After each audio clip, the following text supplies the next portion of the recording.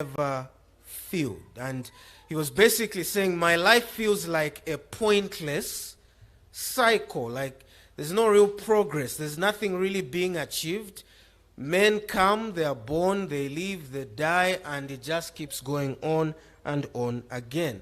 Well, Ecclesiastes 3 gives us a silver lining. It gives a rhyme to everything that is happening. It makes sense, or begins to make sense, of what appears to be nothing more than nonsense, nothing more than meaninglessness. And so here he introduces this perspective that yes, our lives seem to just go round and round in an endless cycle. Generations come and go, but there is sense behind the nonsense. There is order in the chaos. There is progress. There is meaningfulness. There is intention to the seasons that we go through in life. In other words, God governs the seasons of our lives, the ups and downs, the hills and the valleys, the highs and the lows, the advantages we have, the disadvantages we have, the doors of opportunity that open to us and those that close in our faces. Someone is actively running the affairs of our lives. Nothing is happening by chance. Everything is happening according to plan. Everything is happening according to God's appointed time. So let's learn a couple of things from this little poem. First, as I've mentioned already, God governs the seasons of our lives. We'll be singing at the end, all times are in thy hand. All events are at thy command. In these 8 verses, we're given 14 couplets, 14 pairs of opposite seasons and events and occurrences in life. And his point is, they are all appointed by God. Whether we are coming to life or living life, we are dying, it's appointed by God. Whether we are crying or laughing, it's appointed by God. Whether we are building or breaking down, it's appointed by God. Whether we are suffering war or enjoying peace, it's appointed by God. There is an appointed time for everything that happens under the sun. To put it differently, there is not a single thing that happens in life that God did not plan. There's nothing that happens in life that God did not intend and set that this should happen on this day or in this period of so and so's life. This is what is going to happen. This is the season of life they shall be in. Everything is ordered and appointed and planned by God. The beginning of your studies and the end, your passing of your studies or your failure, your wedding day is appointed by him. And on we can go. We need to understand that there is actually no instruction in this poem. There's nothing we're being told to do. We are not being told, manage your time well because there's a time for everything. No. He's simply observing, Solomon is simply observing God's created order. And his conclusion is that everything that I'm seeing happening and unraveling in my life is according to God's plan. Nothing is an accident. Every single thing is deliberate by God. He hints at it. Actually, he says it outrightly. Perhaps there are hints in the verses that follow. Look at verse 11.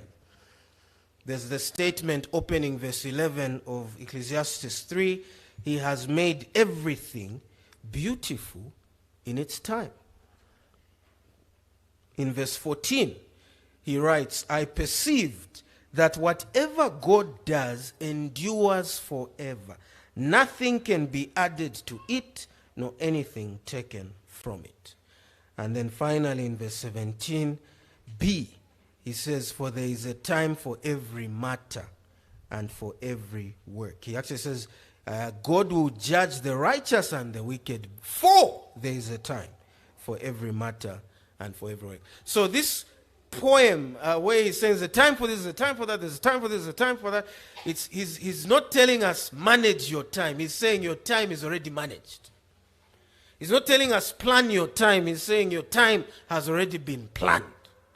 The events of your life have already been given space and allocation in your life. So that's the first thing we see here. God is running affairs down here. He is actively governing the seasons of our lives.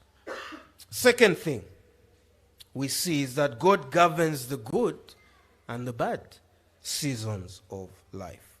These are put in couplets of positive and negative, constructive and destructive, happy and sad, progressive and retrogressive. God is governing all of them.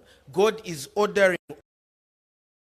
Even planned to say, so this one, in the year 2024, will first experience a series of 3 bad events. And then will come 2 good events. And then 1 bad. And he's mapped the whole thing out.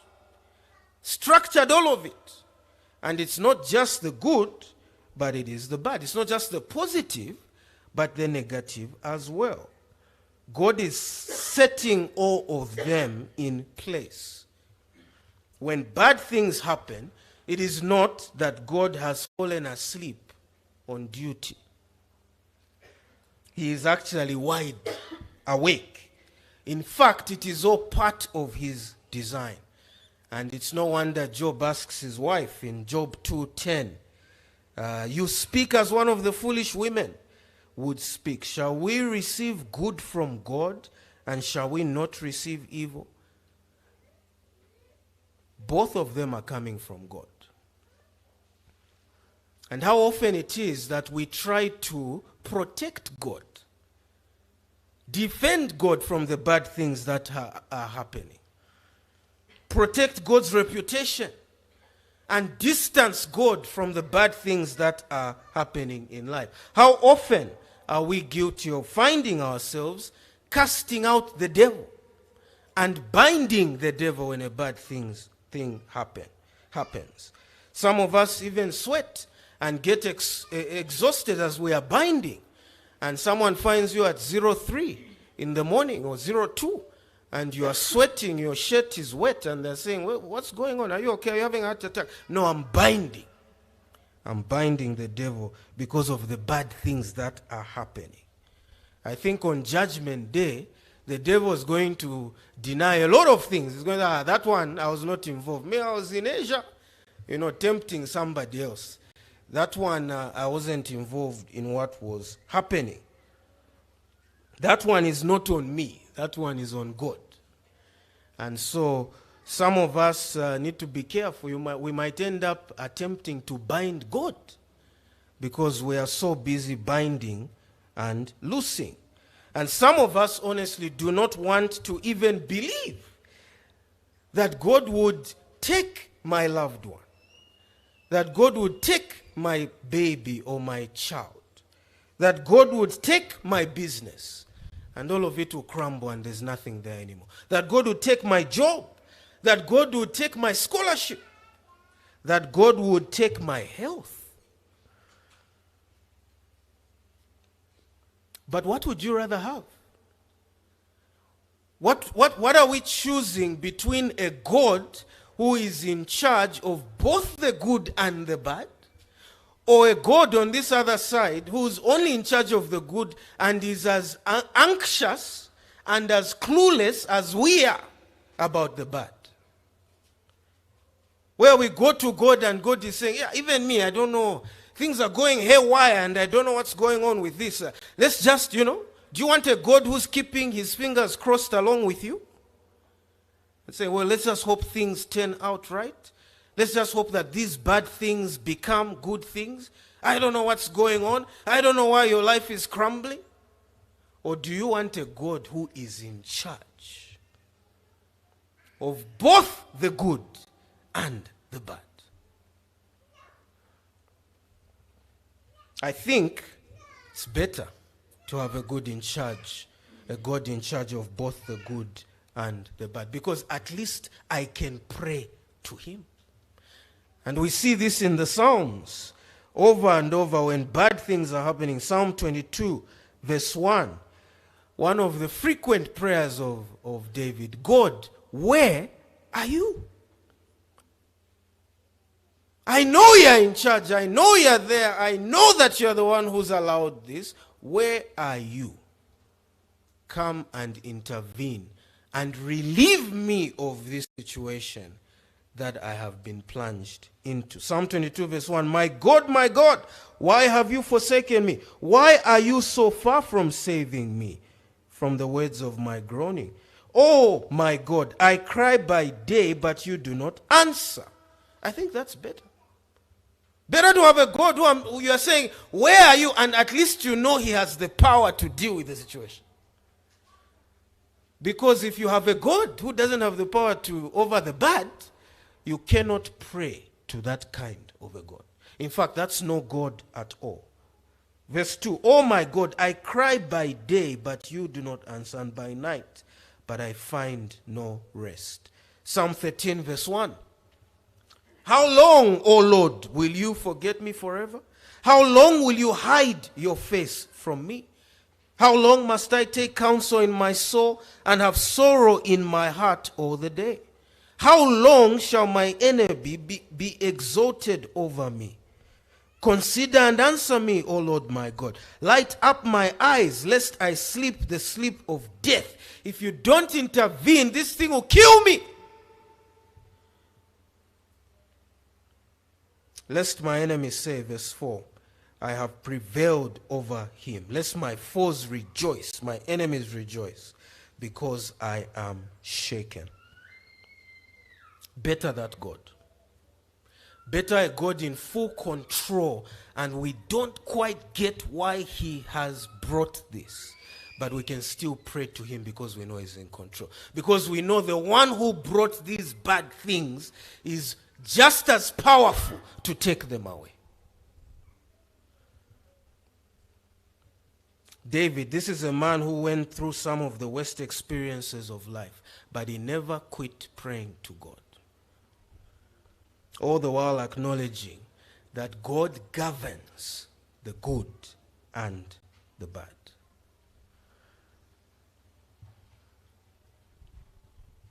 That's why, if you believe that God is in charge, continue praying to him even when the bad comes. Wrestle with him in prayer. Tell him it's tough. Tell him you don't think you'll make it. Tell him that you don't think you can hold on much longer. Ask him where he is. Ask for his intervention. Ask him how long before he hears and answers you.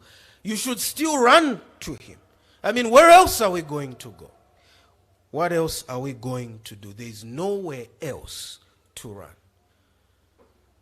Because he governs the good and the bad seasons of life. Thirdly, God graciously balances the seasons of our lives. Why are there even good extremes on the list? Why is that list not all bad, bad, bad? Negative, negative, negative. It's because God provides a balance. In fact, honestly, God does far more good things than bad things to us. That's the truth. At any given point, I don't care how bad your life has become, you have more to be thankful for than you have to complain about. The problem we have is ingratitude. The problem we have is selective vision. The problem is that we are greedy and never satisfied. We just want more and more and more. We're not ready to acknowledge what we talked about last week, that life is broken, the world is broken. We cannot have a jolly good time here without problems. But somehow we want God to just send the good and not the bad. We need to actually appreciate that God in his grace grants good and not just bad. There is no one who has only ever had bad things happen to them, never any good things. There is no one who just has lows and has never had a single high. Yes, God brings terrible things into our lives, but he also spices up our lives. He also grants us excitement and thrills and mountaintops and not just valleys. Bring me that person who says my testimony is bad, bad, bad. For me, when I read this poem about God's governing of life, only half of it applies to me. None of the other half. Where is this person? Where are you? Are you here? Where is this person? Look at the list. Who is it who only has the bad stuff? There is never any birth in their lives around them, only deaths. Is there such a person? There is never any healing, only killing. Never any laughing, only weeping. Never any dancing, only mourning. Never any love, only hate. Never any peace, only war and turmoil. Who is this person? Who God does not graciously grant a sense of balance in life. That it's not just the bad, there is also good. In fact, we are so used to a balance that when someone only gets bad things, we get alarmed. And in our African culture, we even begin to assume curses. When someone just loses 2 children, 2 babies in a row, we are now calling some sangomas, calling some papas, we're in panic mode, and could I be cursed, and so on. Because it's so foreign in our thinking that someone should have a multiplicity of bad things. That's how God has balanced life, that it's strange when the bad things are beginning to really outweigh and multiply over the good things in our life. That's how balanced God is. That's how gracious he is to us in the seasons he brings in our lives. God is so balanced that the most evil people and the most good people together get to enjoy highs and lows. Even the most wicked people in the world, serial killers, rapists, even they can say, I identify not just with the one half of the poem, but with both. Even I've had good things from God. Even I've had highs and excitements in life. God does not just send bad things to bad people and good things to good people. He gives every creature, both good and evil, highs and lows. And there's so many times when someone offends us or does something bad to us, we wish them evil. And it's frustrating to us that God is not making them pay for how evil they are. That's how balanced God is. Matthew 5:45. So starting from 44, but I say to you, love your enemies and pray for those who persecute you, so that you may be sons of your Father who is in heaven. For he makes his sun rise on the evil and on the good, and sends rain on the just and on the unjust. No wonder the scriptures say it doesn't say God's wrath must lead you to repentance. It says God's kindness must lead you to repentance. Romans 2:4. Or do you presume on the riches of his kindness and forbearance and patience? God is rich in kindness. He's not stingy. He doesn't say, no, I'll keep the good things. Let them just have the bad things. He doesn't even say, okay, let's do 50-50. Do you know if it was 50-50, life would be unbearable? That if only half of the things in life were good and the other half were bad, who would be committing suicide? Life would not be livable. God is not just kind, he's rich in kindness. He's not just forgiving, he is rich in his forgiveness. He's not just patient, he's rich in patience. And he's saying, don't take it for granted. Don't presume on the riches of his kindness and forbearance and patience, not knowing that God's kindness is meant to lead you to repentance. It's meant to see, this is a good God. This is a God I can submit to and trust in. Look at how good and kind he has been to me. Must not just be moved by the threat of God's fury, but by the abundance of his love and mercy, that he doesn't treat us as we deserve. We start businesses with no idea where clients will come from. It's very surprising. You don't even think much about the clients. I'm starting a salon. At best, you just situate it somewhere you think, okay, at least here there's a bit of traffic. No guarantee that anybody will walk into your salon, your barber shop, your Airtel money booth. No guarantee. And you study, and you invest, and you pour money. Why? Because you know God is balanced. You know that God is gracious. You know that there's no barber shop which just somehow God has blinded that nobody sees. They just walk past, never aware that it's there. You know it. Somehow, somewhere we know that chances are that clients will come. Couldn't tell you where they'll come from. Couldn't even engineer that they'll come. We don't have that kind of control. But so confident in the balance with which God governs our lives. Some of us enrolled into school without money. Isn't it? Just found something to get started. No clue where the rest will come from. Today we're sitting with certificates, degrees, masters, PhD.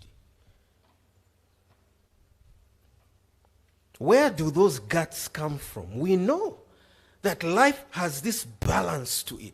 That somehow, somewhere, something comes up.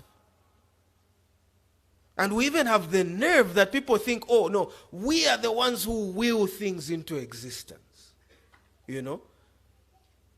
Some theory that if you just think and meditate hard and visualize, oh, I visualize myself being a millionaire, the power of visualization. Nonsense. Who has ever made anything happen that way? It is the balance and the gracious balance that God brings into our lives. You can't visualize anything into existence. We invest money, stocks into stocks and bonds. Thousands and thousands of kwachas and dollars into companies that we don't even run. We couldn't tell you you can't even say who's the CEO there. You can't say what their policy, their strategy, nothing. But you put your hard-earned money there. Where are you getting confidence that that thing won't crash and burn? Where are you getting confidence that when I buy bonds, this nation won't implode and war will break out and I lose all my money? It's that even though we don't say it, we inherently believe, even without thinking about it, in the balance of God, in his governance of our lives, in the seasons he brings into our lives. Here's another one. We get married and start families. We who cannot even sustain our own lives. Why do we take that risk without thinking that you get married when your husband or your wife can die any time? Any time. And we're there dancing and celebrating on the wedding day. Dancing and you know. And it never even crosses our mind. How long do I actually have with this person? It's not even a thought. And we even start families. We have children. We've heard stories about a man bidding farewell to his wife and children in the car. They drive out and they die in a road accident. We've heard those stories. And yet they are so rare. It's God's graciousness in balancing the seasons of our lives. Why don't we hear this more often? Think of the church. Why aren't we burying church members every week? Have you ever thought about it? Why does God spread out the funerals so that one church is not overburdened with malilo? Last week they were buying. This week they were buying. Next week they were... And we go 2 years, 3 years, 4 years, 5 years. Don't even bury anybody. Some of us in our own personal lives, for all the people we know, we'll go a whole year without attending a funeral. Because nobody you know closely has died. Is that an accident? No. Someone is working up there. Someone is governing up there. Somebody is giving you a break and giving you a season of peace and tranquility and laughter in your life.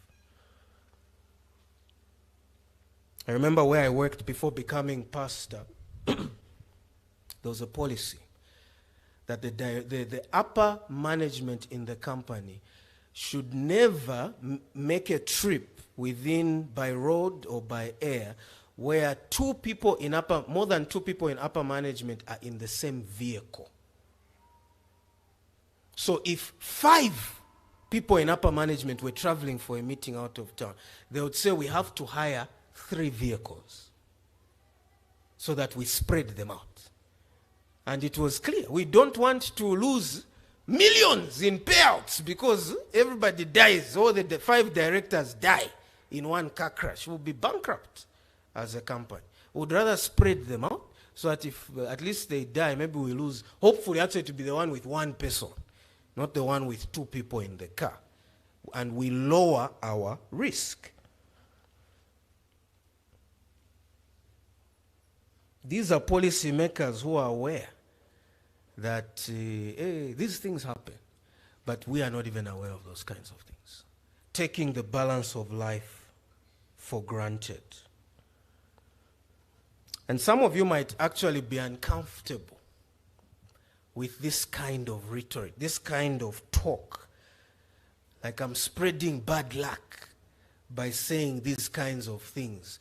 You people who believe in visualization, pastor is speaking things into existence. Now it's likely to happen. Oh, this is just reality.